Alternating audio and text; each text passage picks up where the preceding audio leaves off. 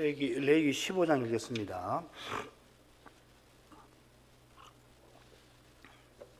여호와께서 모세와 아론에게 일러 가라사대 이스라엘 자손에게 고하여 이르라. 누구든지 몸에 유출병이 있으면 그 유출병을 인하여 부정한 자라. 그 유출병으로 말미암아 부정함이 이러하니 곧 몸에서 흘러나오든지 그것이 엉겹든지 부정한 즉 유출병 있는 자의 눕는 상은 다 부정하고 그의 앉았던 자리도 다 부정하니 그 침상에 접촉하는 자는 옷을 빨고 물로 몸을 씻을 것이며 저녁까지 부정하리라. 유출병 있는 자의 앉았던 자리에 앉는 자는 옷을 빨고 물로 몸을 씻을 것이며 저녁까지 부정하리라. 유출병 있는 자의 몸에 접촉하는 자는 옷을 빨고 물로 몸을 씻을 것이며 저녁까지 부정하리라. 유출병 있는 자가 정한 자에게 침을 뱉으면 정한 자는 옷을 빨고 물로 몸을 씻을 것이며 저녁까지 부정하리라. 유출병 있는 자의 탔던 안장은 다 부정하며 그 몸 아래 닿았던 것에 접촉한 자는 다 저녁까지 부정하며 그런 것을 옮기는 자는 옷을 빨고 물로 몸을 씻을 것이며 저녁까지 부정하리라. 유출병 있는 자가 물로 손을 씻지 아니하고 아무든지 만지면 그 자는 옷을 빨고 물로 몸을 씻을 것이며 저녁까지 부정하리라. 유출병 있는 자의 만진 질그릇은 깨뜨리고 목기는 다 물로 씻을지니라. 유출병 있는 자는 그 유출이 깨끗하여지거든 그 몸이 정결하기 위하여 7일을 계산하여 옷을 빨고 흐르는 물에 몸을 씻을 것이요 그리하면 정하리니 제8일에 산비둘기 둘이나 쥐비둘기 새끼 둘을 자기를 위하여 취하고 회막문 여호와 앞으로 가서 제사장에게 줄 것이요 제사장은 그 하나는 속죄제로 하나는 번제로 드려 그 유출병을 인하여 여호와 앞에 속죄할지니라. 설정한 자는 전신을 물로 씻을 것이며 저녁까지 부정하리라. 무릇 정수가 묻은 옷이나 가죽은 물에 빨 것이며 저녁까지 부정하리라.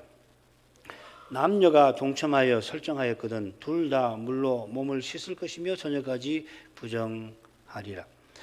어떤 여인이 유출을 하되 그 유출이 피면 7일 동안 불결하니 무릇 그를 만지는 자는 저녁까지 부정할 것이요 그 불결할 동안에 그의 누웠던 자리는 다 부정하며 그의 앉았던 자리도 다 부정한즉 그 침상을 만지는 자는 다 옷을 빨고 물로 몸을 씻을 것이요 저녁까지 부정할 것이며 그 좌석을 만지는 자도 다 옷을 빨고 물로 몸을 씻을 것이요 저녁까지 부정할 것이며 그의 침상과 무릇 그 좌석에 있는 것을 만지는 자도 저녁까지 부정할 것이며 누구든지 이 여인과 동침하여 그 불결에 전염되면 7일 동안 부정할 것이라. 그의 눕는 상은 무릇 부정하니라.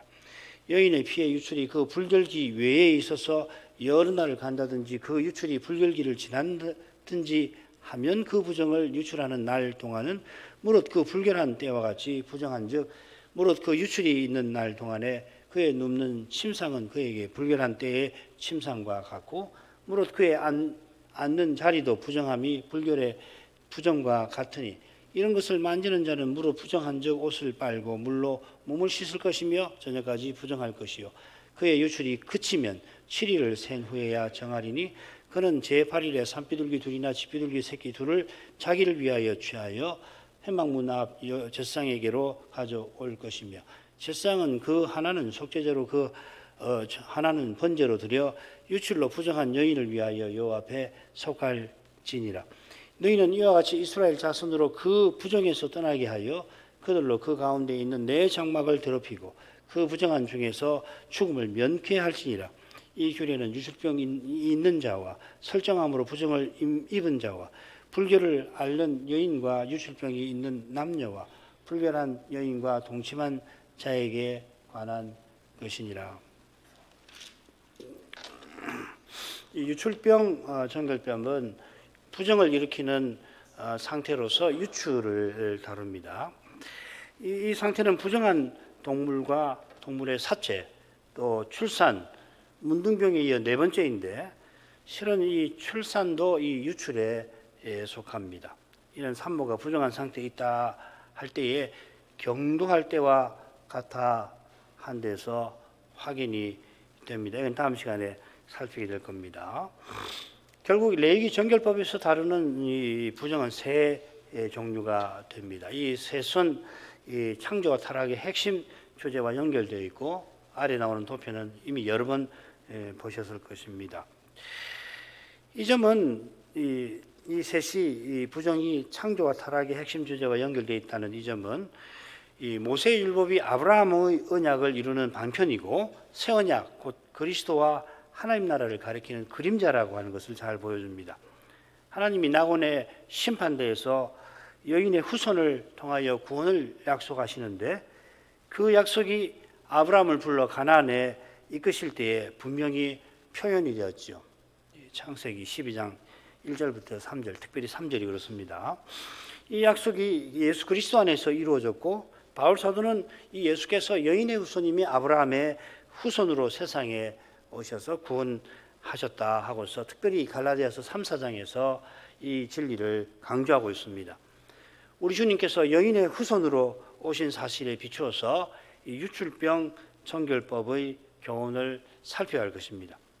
주님께서 신비하게 처녀의 몸에서 나셨는데 메시아를 낳은 마리아도 다른 이스라엘의 산모들처럼 유출로 말미암아 40일 동안 부정한 상태에 지냈습니다. 돌려 생각하면 마리아의 메시아 출산을 떠나서 출산 정결법이나 유출법 정결법의 교훈을 알 수가 없겠습니다. 주님께서 신비한 방식으로 여인의 후손으로 오셔서 죄로 말미암은 남자와 여자의 다툼, 인류의 분열을 해결하시는 것입니다. 이게 하나님 나라죠. 하나님 나라를 세우시는 겁니다. 먼저 줄거리를 보십시다. 1절, 2절 상반절은 머리말입니다. 여호와께서 모세와 아론에게 일러 이스라엘 자손에게 구하여 이르라 하신 거고요. 그 다음에 이제 가장 긴 것이 2절 하반절부터 15절까지인데 이것은 남성의 장기 유출에 관한 것입니다. 그리고 16, 17절은 남성의 단기 유출이고요. 한가운데 이 남성과 여성 부부의 동침이 부정한 하게 되는 것을 한가운데 다루고 있습니다. 그 다음에 이제 19절부터 24절까지는 순서를 바꿔서 여성의 단기 유출, 달거리입니다. 그리고 25절부터 30절에서는 여성의 이 비정상적인 유출병이라고 할 수 있는 문제를 다루고 있습니다. 그리고 31절부터 33절까지는 이 정결법의 이 목적이 무언가, 이 목적이 16장하고 연결이 되지요. 그 다음에 앞서 줄거리 살핀 내용의 요약이 되겠습니다. 그러니까 이 줄거리를 보면 한가운데 부부의 동침이 있다라고 하는 거, 이게 이제 이 정결법을 교훈을 살피는데 아주 중요한 겁니다. 이 줄거리를 잘 기억하고 이 본문을 읽으셔야 합니다. 마찬가지로 2절 하반절부터 15절까지 긴데 이게 얼른 읽으면은 이게 그 다른 유출하고 혼동이 되는데 남성의 장기 유출입니다. 이걸 꼭 기억해서 읽으시면은 줄거리를 이해하는 데 도움이 되시겠습니다. 머리말을 가보시죠. 여호와께서 모세와 아론에게 일러 가라사대 이스라엘 자손에게 구하여 이르라. 음식 정결법의 머리말하고 거의 똑같습니다. 한 군데 다른 데가 있긴 있어요. 그건 우리가 다를 것은 아니라고 생각합니다. 이 정결법도 모세와 아론에게 일러주시고 여호와께서 이르신 것을 이 모세와 아론이 백성에게 고해야 합니다. 이 정결법은 이 출산이나 문둥병하고 달리 모든 언약 백성에게 해당되는 것이죠. 18절이 특별히 그렇습니다.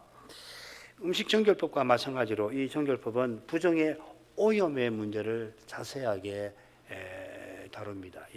소위 그 부정의 아비와 딸의 주제가 여기에 집중적으로 나오고 음식법에 나오죠, 그렇죠? 자, 먼저 남성의 장기 유출을 보십시다. 2절 하반절부터 3절은 이 머릿말입니다. 어떤 사례면은 이 경우에 되는가? 유출병이 있으면 부정한 자라. 그리고 이제 4절부터 12절까지 여러 이 부정의 오염의 문제를 길게 다루고 있습니다. 그 다음에 13절부터 15절은 이 장기 유출이 남성의 장기 유출이 나오면은 그가 밟아야 할 정결례를 다루고 있습니다. 그러면 머릿말로 가보죠. 누구든지 몸에 유출병이 있으면 그 유출병을 인하여 부정한 자라. 그 유출병으로 말미암아 부정함이 이러하니 곧 몸에서 흘러나오든지 그것이 엉겹든지 부정한 자. 이 누구든지라고 우리가 흔히 쓰는 말이지만 사실 원문으로는 이게 흔히 쓰이지 않는 표현입니다. 성결법전에 자주 이 표현이 나옵니다.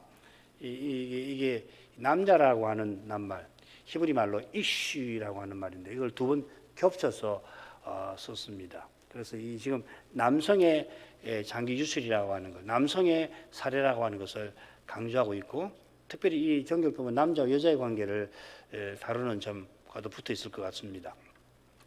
몸의 유출병이라 했는데 이게 이제 이 정결법에서 다루는 부정의 상태죠. 이 몸이라고 새긴 낱말은 네 개의 정결법에 공통적으로 나오는 그 육신, 살이라는 말, 히브리 말로 바사르라는 말입니다. 신약에 오면은 sarx, 아마 우리 교우들은 이 히브리 헬라어 말 다 들어보셨을 겁니다. sarx라고 하는 건데요. 살이죠, 살, 혹은 육신입니다. 음식 정결법에는 살이라고 고기라고 돼 있죠, 그죠? 이게 다 나옵니다. 3절에도 몸이 나오는데 역시 이 살입니다.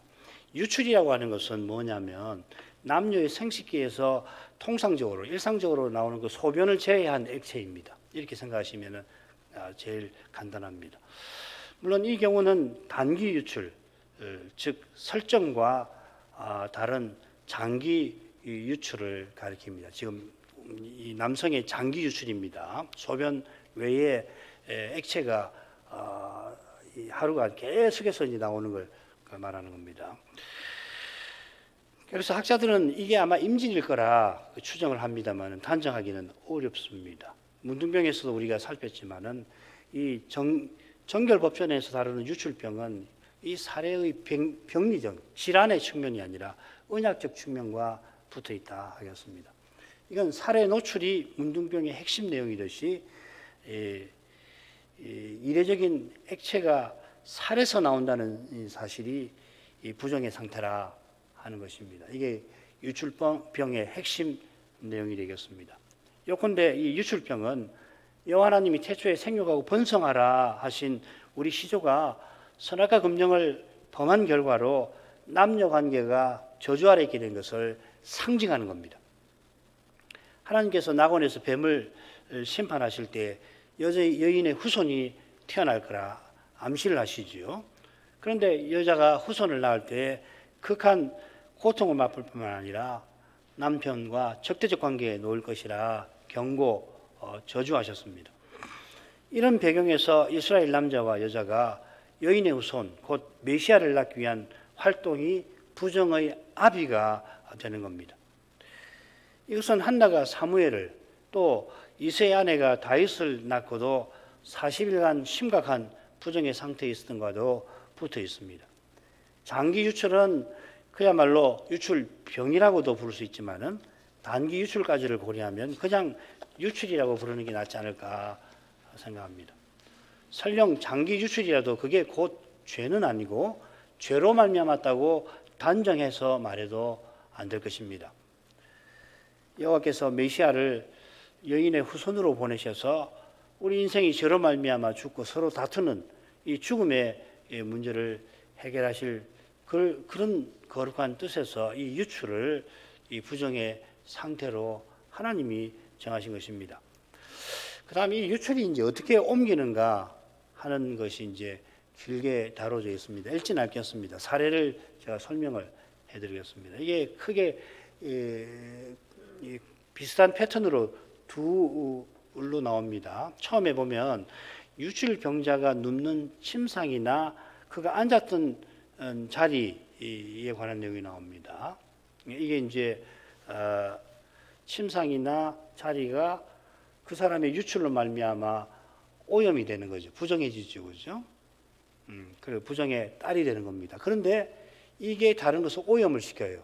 그러니까 부정의 딸이면서 동시에 부정의 아비가 되는 경우입니다. 그래서 이 침상과 자리에 접촉한 경우에 그 사람은 부정하게 되어서 옷을 빨고 몸을 씻어야 한다고 5절, 6절에 각각 그 사례가 나오는 겁니다. 이게 이제 첫 번째입니다. 두 번째는 뭐냐면 유출병자의 몸에 접촉을 하는 겁니다. 접촉한 사람이 부정해집니다. 그 사람은 부정의 딸이에요. 그러니까 이 유출병자의 몸에 접촉한 사람이 또 누구를 만졌다고 해서 그 사람이 부정해지는 건 아니란 말이죠. 부정이 거기서 끝나버리는 겁니다. 부정의 딸인 겁니다.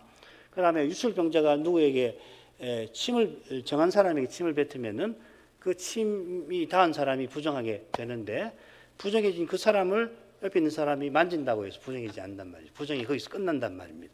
이게 부정의 딸에 관한 경우입니다. 그 다음 똑같은 패턴으로 19절에 보면은 유출병자가 앉았던 그 안장이나 그 몸 아래, 그 살 아래, 그 생식기죠, 그죠? 생식기 아래 닿았던 것은 역시 똑같이 부정해지면서 다른 것을 부정하게 만드는 것이다 해가지고 그 사례가 10절, 11절에 부정해지는 경우가 나오는 거죠, 그죠? 그래서 안장에 닿았던 사람이나 그걸 옮기는 사람은 부정의 딸이 되는 거죠. 그 자기만 부정해지고 남은 부정해지게 안 하는 겁니다. 안장하고 그 몸에 닿았던 그것이 부정해지는 동시에 다른 것을 부정하게 만드는 거죠. 그 다음에 11절, 12절은 유출병자가 씻지 않은 손으로 뭘 만졌으면은, 그 사람을 만졌으면 만진 사람이 부정해진다. 부정해진 사람은 다른 사람을 부정하게 만들지 않는다. 그 다음에 이 질그릇과 목기 경우는 부정해지니까 이 질그릇은 깨버리고 목기는 씻어서 다시 써라. 뭐 이런 경우가 되겠습니다.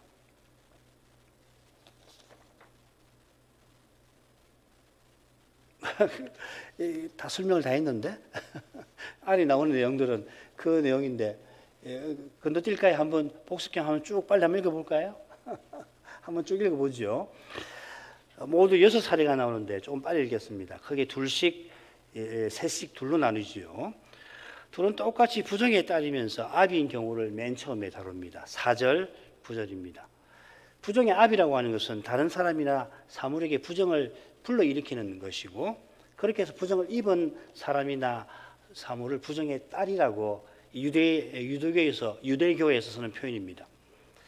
부정의 딸이 부정의 아비가 되기도 하는데, 그게 침상과 자리, 유출병자가 누운 침상과 자리, 또 그의 안장이나 그의 몸 아래, 생식기 아래 닿았던 것입니다. 그러니까 침상과 자리를 부정하게 만든 유출병이 바로 유출병이 부정의 아비인 거죠, 그죠? 처음 아비가 되는 거죠, 그죠?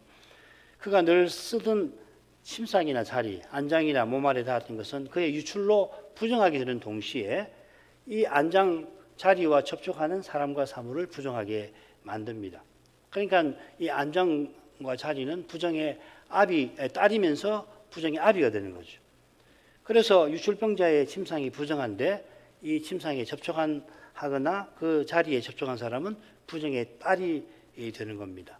이 사람을 만졌다고 해서 부정해지지 않아요. 마찬가지로 그의 몸 아래 닿았던 것에 접촉한 사람이나 그걸 옮기는 사람은 부정의 딸이 됩니다. 부정의 아비가 되지 않습니다. 다른 사람을 부정하게 만들지 않는단 말이죠.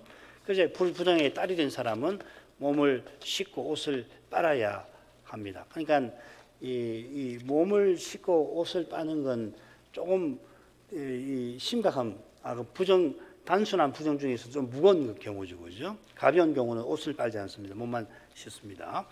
자, 이어지는 두 경우는 모두 부정의 딸이 됩니다. 7절, 8절. 유출병자의 몸에 접촉하는 경우, 그 침에 접촉하는 경우, 부정해지지만 남을 부정하게 만들지 않습니다. 마찬가지로 11절, 12절도 같은 원리로 유출병자가 물로 씻지 않은 손으로 만진 사람은 부정하게 되지만 그 사람은 남을 부정하게 되지 않고, 그 다음 부정해진 이 질그릇과 목기에 대한 내용이 나오고 있습니다. 그러니까 만약에 이 부정의 딸이 없다고 한다면 오염이 계속해서 부정의 딸이 되어서 바로 부정의 아비가 되는 이런 방식이라면 일상생활이 안 되겠죠, 그죠? 그래서 율법으로 이 경우는 부정이 중지된다, 여기서 멈춘다, 이렇게 말씀하시는 겁니다. 아울러 유출병 정결법에서 부정의 딸이 된 사람은 옷을 빨고 물로 몸을 씻습니다. 그러니까 이 부정의 아비가 단순한 유출이 아님을 사실은 가리킵니다. 장기 유출이라는 걸 암시하는 겁니다. 단기 유출의 경우에 몸을 씻고 저녁에 정결해지죠. 물론 여성의 단기 유출은 남성보다 무겁습니다. 이건 다음 시간에 제가 또 설명을 오늘보다 내일에서 다음에 설명을 드리도록 하겠습니다. 여성의 경우는 여성의 단기가 남성의 장기랑 비슷하다 이렇게 생각하시면 됩니다. 참고로 유출병의 단기와 장기가 어떻게 다른가를 간단하게 도표로 한번 살피고 남성의 단기로 가보십시다. 왼편에 보면은 남성의 장기 유출, 단기 유출, 여성의 부부의 동침, 그다음 여성의 단기, 여성의 단기 유출이죠. 기간은 장기, 단기 이렇게 뭐 동침은 뭐 하루가 되겠고, 그다음 여성의 단기 유출은 단기인데 7일입니다. 달거리 기간입니다. 그리고 장기 유출은 달거리 외에 질환으로서의 유출입니다. 성별을 보면은 남성, 그다음에 부부의 동침은 남녀가 되겠죠. 여성은 당연히 여자가 되겠습니다. 그리고 이 신체적 정상 여부를 보면 장기 유출은 신체에 문제가 생긴 겁니다. 질환인 겁니다. 단기 유출은 이 신체의 비정상이 아닌 다 정상적인 상태가 됩니다. 그리고 기능을 보면 장기 유출은 비정상입니다. 그리고 단기 유출은 기능 장애입니다. 그러니까 이 말하자면은 18절에 있는 것처럼 부부가 동침해서 자녀를 낳는 이런 것과 다른 것이라는 걸 말하는 거죠. 그렇죠? 이 도표를 통해서 16, 17절은 이 동침과 다른 그런 경우다. 몽정이나 뭐 자위 같은 그런 걸 알 수가 있겠죠. 그죠? 자, 이런 정도 이 참고 하셔서 이걸 보고서 이제 레기 15장을 읽으시면은 혼동이 없고 상당히 이해가 되실 겁니다. 장기와 단기는 유출이 신체의 비정상 상태인가 정상적 활동 결과인 것과 붙어 있습니다. 비정상 상태는 병리 현상, 질환입니다. 보험서에 나오는 12의 혈류증 요인이 그 대표적인 예가 되겠죠. 12년이나 유출병을 앓았습니다. 단기 유출은 남성이나 여성의 정상적 신체 활동과 관련이 됩니다. 여성의 단기 유출은 달거리고 부정한 기간은 7일입니다. 남성은 설정이니까 부정한 기간이 하루가 될 것입니다. 이 자위나 뭐 몽정 같은 겁니다. 한가운데 부부의 동침이 별도로 다뤄져 있는데 이는 신체적 기능적 정상이지만 무엇보다도 언약을 이루는 행위라는 점에서 다른 경우와 구별됩니다. 이런 줄거리가 유출병 청결법의 법적 정신을 헤아리는 데 도움이 되겠죠. 그죠? 맺은 말로 하십시다. 유출병이 있는 자는 그 유출이 깨끗하여지거든 그 몸이 정결하기 위하여 7일을 계산하여 옷을 빨고 흐르는 물에 몸을 씻을 것이요. 그리하면 정하리니 제8일에 산비둘기들이나 집비둘기 새끼 둘을 자기를 위하여 취하고 회막문 여호와 앞으로 가서 제사장에게 줄 것이요. 제사장은 그 하나는 속죄제로 하나는 번제로 드려 그의 유출병을 인하여 여호와 앞에 속죄할지니라. 남자의 경우죠. 단기 유출을 일인 남자가 그 유출이 깨끗해질 경우 정결례를 밟아야 합니다. 유출 질환이 나은 것입니다. 이 경우에 그 몸이 정결하기 위하여 7일을 지내야 된다 했습니다. 그 몸 혹은 살이라는 표현이 없어요. 예. 그의 정결함을 위하여 이렇게 새기면 좋습니다. 이게 출산정결법이나 문둥병정결법에 공이 나오는 아주 중요한 표현입니다. 이번이 7번째인데 정결법전에만 이 정결함이라는 말이 나옵니다. 산모가 출산 후에 7일 지나면 33일 동안 이 정결함의 기간을 지내야 하죠. 유출병에서 낳은 사람도 7일이 지나면 이 정결함의 기간이 지나서 정결례를 밟는 거죠. 그는 옷을 빨고 흐르는 물에 몸을 씻습니다. 살을 씻습니다. 부정의 오염에서 물로 몸을 씻는다 할 때는 이 살이라는 말이 나오지 않았습니다. 16절에는 온 몸을 살을 씻으라 이렇게 되었습니다. 결국 같은 절차일 텐데 표현을 좀 다르게 썼습니다. 뜻은 같지요. 이 살을 왜 언급했나? 부정의 상태가 타락한 사람을 상징한다는 것을 의미할 겁니다. 그처럼 흐르는 물이라고 하는 것은 샘물 같은 겁니다. 집안에 이 항아리에 담아놓은 그 물 아니고 샘물에 가서 물을 가져와서 그 물로 씻으라 하는 겁니다. 역시 이 정결을 위한 것이죠. 이 정한 상태에서 이제 제사를 드리는 겁니다. 제8일에 드립니다. 이 할례 받는 날이죠, 그죠? 언약에 속한 표를 받는 날이기도 합니다. 그처럼 장기 유출에서 벗어난 사람도 언약에 속한 사람으로서 속죄제와 번제를 드립니다. 이 경우는 이제 산비둘기나 집비둘기 새끼 둘을 드리는데 제사장이 그의 유출병을 인하여 여호와 앞에서 그를 속하기 위해서 드립니다. 속죄제는 부정한 상태에 있는 그를 정한 상태로 회복하는 제사고 번제는 정한 상태에 있는 그를 여호와의 소유로 인정해서 드리는 거죠. 그죠? 쉽게 말해서 언약 백성다웠게 살도록 하는 제사인 겁니다. 그 다음에 남성의 단기 유출 보십시다. 설정한 자는 전신을 물로 씻을 것이며 저녁까지 부정하리라. 무릇 정수가 묻은 옷이나 가죽은 물에 빨 것이며 저녁까지 부정하리라. 남성의 단기 유출입니다.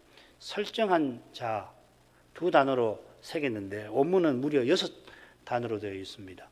6단어가 다 중요한데 첫째로 이 부분은 한 남성이 이렇게 시작됩니다. 둘째로 설정이라는 말이 두 낱말로 되어 있는데 흥미로운 낱말입니다. 하나는 잔다는 표현에서 나온 명사고요. 다른 하나는 씨라고 하는 낱말입니다. 이걸 이제 설정이라고 번역을 그렇게 한 겁니다. 번역을 어떻게 하기 어렵습니다. 그래서 번역이 여럿입니다.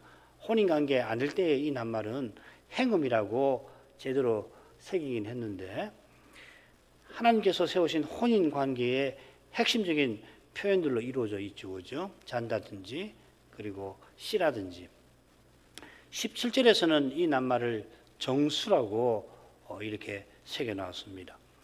당연히 이 표현이 이 정결법 한가운데 18절에 나옵니다. 16, 17절은 하나님의 언약을 이루는 행위만 아니라 그보다는 특별히 그것을 벗어나는 남성의 행위를 가리키는 것 같아요. 이게 더 정확한 것 같아요. 18절을 독립적으로 본다면 쉽게 말해서 이 자위나 몽정을 가리킵니다. 이 경우 남성은 저녁까지 부정합니다. 저녁 번제 드릴 때 회복되는데 회복되기 위해서는 전신을 물로 씻어야 합니다. 모든 육을 살을 물로 씻으라 하셨는데요. 이 전신이라는 표현이 문둥병 정결법에 한 번 더 나옵니다. 두 경우 모두 타락한 사람을 상징하는 살이라고 하는 것을 암시하고 있는 거죠. 언약을 이루는 행위인 경우에도 부정하니까 이 경우는 뭐 말할 게 없겠습니다. 그런 점에서 언약을 이루는 행위와 달리 여기서는 전신을 씻으라고 강조한 것도 같습니다. 18절에는 이 언약을 이루는 행위를 다루는 18절에는 육이 나오지를 않습니다. 잠자는 동안 자기의 의지와 무관하게 이런 경우가 발생했더라도 이런 정결 절차를 통해서 이스라엘 백성은 인생이 스스로 육신이 되어버린 사실을 생각하고 철저히 타락한 육신의 상태에서 완전히 벗어나게 될 영원한 나라를 바라보도록 하신 것입니다. 태초에 생육하고 번성하게 하신 듯이 수많은 사람이 그리스도와 같아져서 함께 그리스도의 사회를 드러내는 거기에 있겠습니다. 이 위대한 목적을 위해서 하나님께서 성신을 그리스도의 영으로 우리 안에 영원히 거하게 하신 것입니다. 요한 사도는 하나님의 씨가 우리 속에 거한다는 표현까지 있습니다. 요한 1서에 나오죠. 여기 요한 1서에서 하나님의 씨가 정확히 뭔지 단정하기는 어렵지만 틀림없이 내주하시는 성신과 말씀과 붙어 있을 겁니다. 성신께서 하나님 말씀을 쓰셔서 그리스도를 드러내는 것입니다. 이 상태가 바로 육신의 소욕을 이기고 성신을 좇는 삶이죠. 정수가 묻은 옷이나 가죽도 저녁까지 부정하고 물에 빨아야 합니다. 정수가 부정의 압이고 접촉된 옷과 가죽은 부정의 딸이 되겠습니다. 부정해진 옷과 가죽은 부정의 압이가 되지 않습니다. 이 단기 유출이라서 그렇습니다. 그 다음에 18절로 가죠. 남녀가 동침하여 설정하였거든 둘 다 물로 몸을 씻을 것이며 저녁까지 부정하리라. 말씀드린 대로 이 18절이 한가운데 나와요. 이 유출병 정결법의 핵심 내용입니다. 얼른 쭉 읽으면은 이게 남성의 단기 유출에 속하는 것처럼 보입니다. 비슷해 보입니다만은 독립적으로 보는 것이 아무리 생각해도 독립적으로 보는 것이 좋겠습니다. 왜 그렇게 봐야 되냐면 18절이 맨 처음에 한 여성하고 시작됩니다. 이 재밌죠, 그죠? 이게 표현법이 아주 독특한 표현법인데 이 제사 규례에 여러 번 나온 그 표현법을 썼습니다. 문장이 나오는데 맨 앞에 한 여성이 혹은 한 여성을 이렇게 되어 있습니다. 아까는 남자가 한 남자가 그 누구든지라고 번역했는데 한 남자가 이렇게 되어 있습니다. 한 여성을 한 남자가 그녀와 동침하여 이렇게 번역을 할 수가 있습니다. 여성이 강조가 되어 있습니다. 16, 17절에는 여성이 나오지 않고 남성만 나옵니다. 독립적으로 봐야 합니다. 둘째로 이 유대교 출판협회라고 하는 아주 유명한 단체가 있어요. 여기서 구약을 영어로 번역한 것이 있는데 어떻게 번역을 했냐면은 이 18절을 언약을 이루는 행위가 아니라고 해석을 합니다. 그게 영어로 carnally라고 이렇게 번역을 했습니다. 이거는 육적으로 이 말이죠, 그죠? 이게 육정에 의해서 이루어진 행위로 보는 겁니다. 이렇게 해석하면은 이 정결법의 교훈을 크게 약화할 겁니다. 이 해석은 산모가 무려 40일 동안 부정한 상태에 있게 하신 뜻을 흐리게 합니다. 언약의 자손을 낳은 출산이 심각한 부정의 상태인 것은 결국 메시아를 여인의 후손으로 보내실 그 약속을 바라보게 하신 것과 붙어 있습니다. 그 약속을 참으로 바라보려면은 먼저는 인생이 철저히 타락한 사실을 직시해야 합니다. 자기가 얼마나 죄인인지를 참으로 깨닫지 못하면 다시 오실 메시아를 그 사람은 기다리지 않을 겁니다.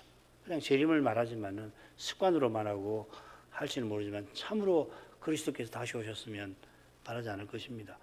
물론 십자가 지신 그리스도를 참으로 깨닫는 이가 인생이 얼마나 심각한 상태인지를 알고 더 은혜를 구하게 되죠. 유대교 출판협회가 이 부분을 부정적으로 번역한 데는 오신 메시아를 고백하지 아니하는 유대교의 현실과도 붙어 있을 거라 저는 생각합니다. 오늘날 신약교회는 이 정결법을 지킬 필요가 없습니다만 그러나 우리가 하나님의 뜻을 이루는 순종에서 그게 지상에서 가장 선한 행위라도 거기에 우리의 부족과 연약과 죄가 서려 있다는 진리를 배울 필요가 있습니다. 사실 이 진리가 우리에게 절실한 겁니다. 바울 사도가 로마에서 2년 동안 가택 연금이 되어 있을 때에 모세의 율법과 선지자의 말을 가지고 그리스도를 자기 동족에게 힘써서 전했습니다마는 그 결과는 뭐였냐면 이사야가 예언한 대로 그들이 들어도 깨닫지 못했습니다. 그래서 바울이 내가 이방인에게로 가겠다 하지 않았습니까? 그들이 들어도 깨닫지 못한 것은 그들이 모세를 높인데 실은 모세를 높이면서 자기를 자랑한 데 있습니다. 요한복음 5장부터 10장까지 특별히 절기와 관련해서 말씀이 있는데 바로 이 주제가 핵심입니다. 이게 이 유대인들이 예수님을 대적해서 죽이려고 하는 그 과정하고 붙어 있습니다. 거기 보면 이 점을 이야기하는 거거든요. 그래서 너희들은 자기 영광을 구한다. 하나님 영광을 구하지 않는다. 그래서 8장에 가서는 너희 아비는 마귀니라.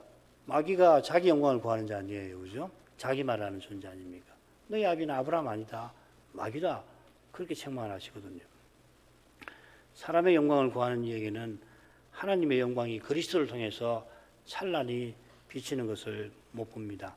이런 일은 주님과 사도 시대에만 그 시대 유대인만 아니라 신약교회도 얼마든지 일어나고 있고 우리가 바로 그런 시대를 살고 있다 하겠습니다. 기도를 제목 읽겠습니다. 여호와께서 이스라엘 어머니가 언약의 잔재를 낳은 출산을 심각한 부정의 상태로 지정하신 것처럼 언약의 부부가 언약을 이루는 행위도 부정의 상태로 지정하셨습니다. 이는 결국 이스라엘이 여인의 후손으로 오실 메시아를 바라보도록 하신 겁니다. 메시아를 참으로 바라보려면 인생이 스스로 부패했다는 것을 직시해야 합니다. 부정의 상태는 이 진리를 이스라엘에게 교훈합니다. 이 교훈이 레위기를 포함하여 모세의 율법에서 비치고 있어서 신약교회가 구약에서 그리스도를 전할 때에 주의 영광이 비록 청든 거울로 보는 것 같지만 우리의 마음에 비칩니다. 이 영광이 우리가 믿음의 길을 걸어가는데 절실합니다. 이 주님의 영광을 비치고 보는 일이 없이는 신약교회도 구약교회처럼 두려운데 추락할 수 있습니다. 물론 우리 대제사장께서 항상 살아서 기도해 주셔서 구약교회처럼 다 베드로 망하는 건 아니고 참된 교회와 신자가 적그리스도의 미혹과 대한난도 능히 이기게 하실 것입니다. 이런 두려운 시대가 우리에게 점점 가깝다고 일러 주셨으니까 우리가 구약교회처럼 자기 영광을 구하는 데에서 늘 벗어나도록 날마다 자기를 부인하도록 힘써야 하겠습니다. 유출병 청결법에서도 이 교훈을 더 받아 나갈 수 있기를 구할 것입니다. 신학교와 신학생들 위해서 기도해 주십시오.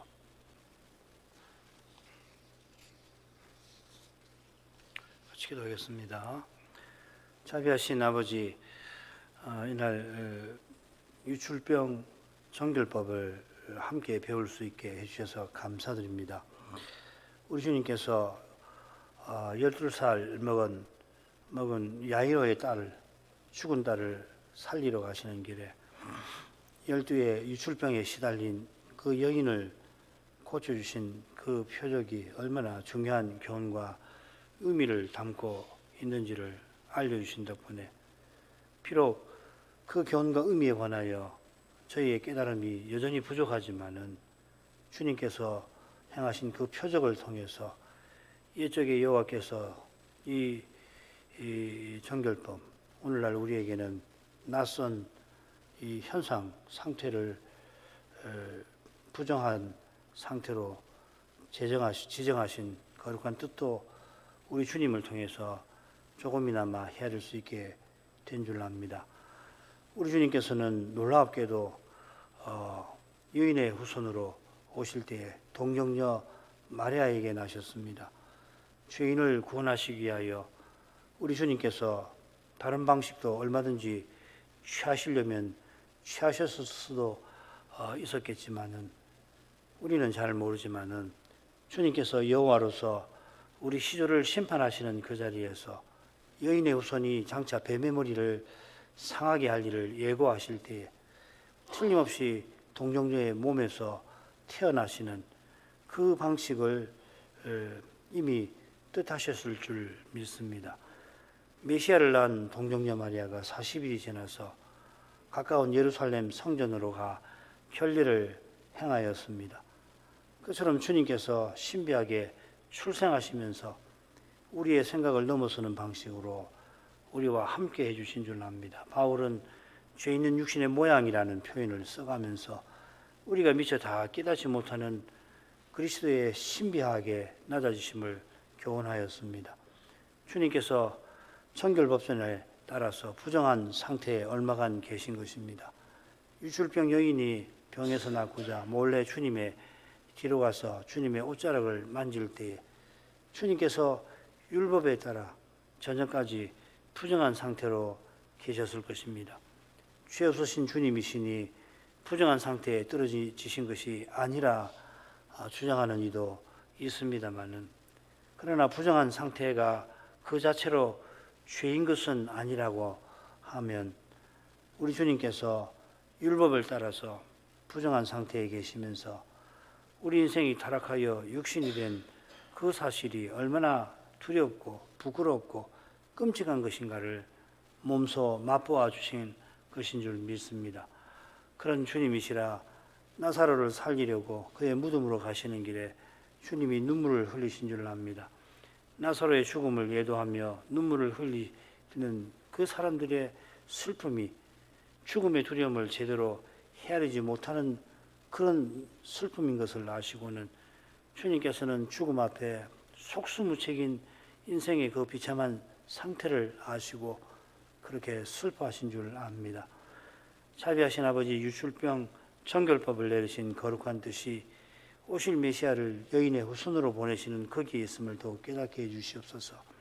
그리하여 지금 이곳에서 혼인하며 가정을 이루고 살아가게 하시는 그 거룩한 뜻을 더욱 받들 수 있기를 원합니다. 이것이 창조 규례에 속하지만 이 세상은 하나님의 창조를 허물듯이 하나님을 대적하고 있습니다. 이런 시대에 믿음의 길을 걸어서 남자와 여자로 부르심 받은 소명을 자각하고 그 소명을 받들고 나가는 것이 결코 작은 일이 아닐 것입니다. 말씀대로 이 소명을 받들고 나갈 때 필시 이 세상에게 전근대적인 사람이라 생각이 고루하다 손가락질 당하기가 쉬울 테고 다들 하나님이 세우신 혼의를 무시하는 현실이라 그런 현실에 휩쓸리기도 쉬울 것입니다. 이뿐만 아니라 실로 모든 영역에서 하나님 말씀대로 살아가는 이 길이 이 세상에서는 조롱의 대상이 되어가고 있습니다만 기꺼이 조롱당할 수 있도록 십자가 지신 그리스도를 더욱 바라보며 그 주님의 십자가를 더욱 깨달을 수 있게 해주시옵소서. 예수님의 이름으로 기도합니다. 아멘.